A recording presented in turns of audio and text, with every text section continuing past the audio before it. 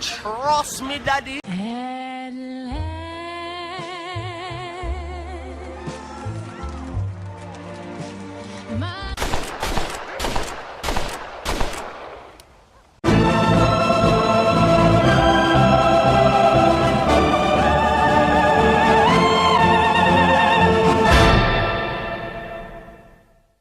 Welcome to the 22nd installment of Red Dead Daily. I've covered a different topic for every single video so far, and yet, 22 days in, there are still entire systems in Red Dead Redemption 2 that I haven't been able to detail yet. One of those systems is the game's hunting system. I have a lot of notes on the hunting system stemming from the previews and gameplay videos, but just today Games Radar posted an awesome interview with Phil Hooker, the director of technology at Rockstar North, and he was able to go super in-depth describing hunting, wildlife, and just how the entire ecosystem of the game comes together. And here on Red Dead Daily, we love to go super in-depth. So let's not waste any more time and get right into it. I gotta tell you guys, when I first heard about the hunting in this game, I can't say it was something that really stood out to me. I never really explored the hunting too deeply in the first Red Dead Redemption, so I kind of figured here it would just be a thing on the side you could do if you want, but otherwise it was easily ignored. But then, as time went on, Rockstar started giving out more and more details on the hunting, how much work went into developing the wildlife in the game, and now with this new interview that dropped today, I think I can officially say I am hyped to start going out into the wilderness and trying to track down all the different species in the game. So let's start from the beginning. We want to hunt something. You can either take it alone or ask one of your gang members from the camp to come along with you. Of course, you're gonna need a weapon. Any weapon you choose will inflict damage or kill an animal, but it would be in your best interest to hunt in this game with a bow and arrow. The reason for this is simple. Hunting is your main source of income in this game, other than the super illegal activities like heists and robberies. If you shoot an animal with a bullet, set it on fire with a Molotov cocktail, or explode the animal somehow, this will severely decrease the amount they're worth to butchers or stores.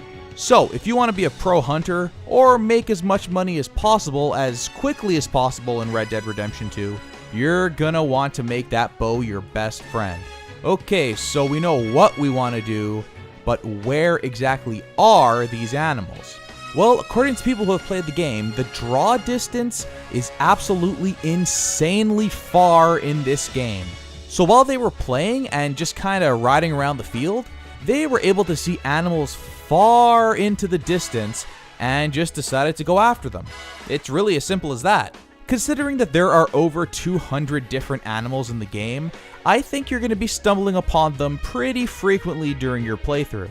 According to Phil Hooker in today's interview, he says that each species is hand-placed to make sure that every region feels distinct, with a diverse population of animals native to those habitats, distributed in their respective social groupings, and with varying levels of activity based on the time of day. Some animals move as herds between locations at various times, and some of the herds have a finite number of animals, so that as you kill them over time, you could remove that particular herd, or simply reduce the numbers when you come back next time. Rockstar also helps us keep things a bit organized here. As you go out hunting, icons for each animal will show up on the map, signifying which regions you've already explored, and what animals appear there. Okay, so now we've found an animal. The perfect kill goes something like this. You stay quiet, you stay hidden, and you nail your prey with an arrow, instantly killing it without damaging the pelt. You could do this a little easier if you have level 4 Deadeye, which not only slows down time, but actually marks the vital points of a target. While this is helpful against human enemies, it's probably the most useful while hunting and trying to get that perfect kill. But we all know it's not always going to be that easy. You're not always going to get the perfect shot, you might make some noise by mistake and startle the animal, or you might just damage your target without actually killing it. No need to fear. Arthur has a ton of tools to deal with these situations. While aiming and stretching your bow, you can whistle, which will startle and stun your target, allowing for a clean shot. You could go to the general store and buy an item that actually allows you to mask your scent, which lets you get closer to your prey. This is also where one of really Arthur's superpowers comes into play. Enter the Eagle Eye. The Eagle Eye ability is turned on by clicking both sticks and basically tracks the prey you're hunting with a little ghostly trail. If you follow this trail, you may find that your prey has bled out and now is yours for the taking. Or you might need to track it down and deal a bit more damage. Another possibility is the animal found some friends and then you might be screwed. Basically, you're just going to have to be smart, practice a bunch, and ultimately use all of your various abilities to take down your prey. So, you've successfully hunted an animal. At this point, you have a bunch of different options. I think most people's first instinct is to take that animal and exchange it for some kind of monetary gain or unlockable upgrades. You could sell it to a butcher or store in a nearby town. But how are you going to get it there? There seems to be two main methods. First is loading the full body onto your horse and delivering it that way, which is pretty self-explanatory. The second, okay, we gotta talk about this. You can skin the animal and sell the valuable remains. Now, you were able to skin animals in the first Red Dead Redemption, but the camera aimed at John Marston while you did the deed as blood splattered all over the screen. For whatever reason, this time, Rockstar has decided that if you want to skin an animal, you're gonna skin an animal and see all the juicy details that go with it. Now, I don't know about you, but I've never skinned an animal, and I kinda don't have any interest in ever doing that. One previewer said it actually shocked him as he watched the full grisly skinning animation take place, complete with knife cutting and skin ripping off a body. So if you're squeamish, you might have to do the old shielding your eyes routine, or look away, or look at Twitter for a little bit. I kinda hope with all the options Rockstar is providing in the game that they give us the option to skip this animation after watching it the first time. By skinning the animal, you obtain some loot and crafting supplies which can allow you to create clothes, or you could cook and eat the animal. But remember what happens in this game if you eat too much. If you want to avoid becoming Fat Arthur, you could always bring the animal back to the camp, where you could share with everybody. Doing good deeds like this strengthens the relationship with you and your various acquaintances at the camp. If you want to learn more about how the camp works, definitely check out Red Dead Daily Episode 9.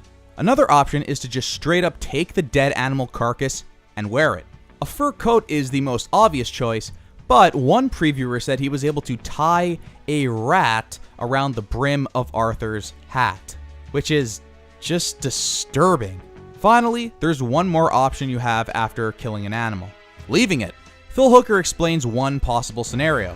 If you kill a rabbit, the rabbit corpse will attract other animals to it, so you can essentially use an animal you've killed as bait. That's pretty smart. Now, hunting for money is all well and good, but to me, the most exciting aspect of the hunting in this game lies in the so-called research journal. Arthur receives the journal at some point, and with it, you can actually track every single animal in the game. All 200 of them. I don't know about you guys, but this just sounds super fun to me. It's like the $300 million budget AAA Pokemon game I've always wanted, and I'm gonna be a Pokemon master. It recently got out that each of the 200 animals in the game have their own individual unique sound, because Rockstar is just crazy like that. I actually managed to get my hands on some leaked audio files of these animal sounds, so I hope Rockstar doesn't take this video down too, but I gotta do it for the people, so here we go. Meow. Godin, Godin, Godin, Godin. Far-fetched.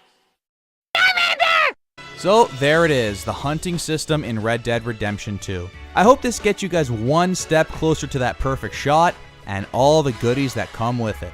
I know I'll have a ton of hunting videos on my channel once the game launches. Like I said, I plan to track down each and every species in the game, including the rare ones. Especially the rare ones. We've got 8 days to go, kids. If you like this video, please hit that like button and subscribe to my channel because, like I said, there is so much more Red Dead content coming, it makes my head spin. Of course, another episode of Red Dead Daily will be out tomorrow and every day leading up to the launch of the game on October 26th. Thanks so much for watching, everyone, and tomorrow we're gonna do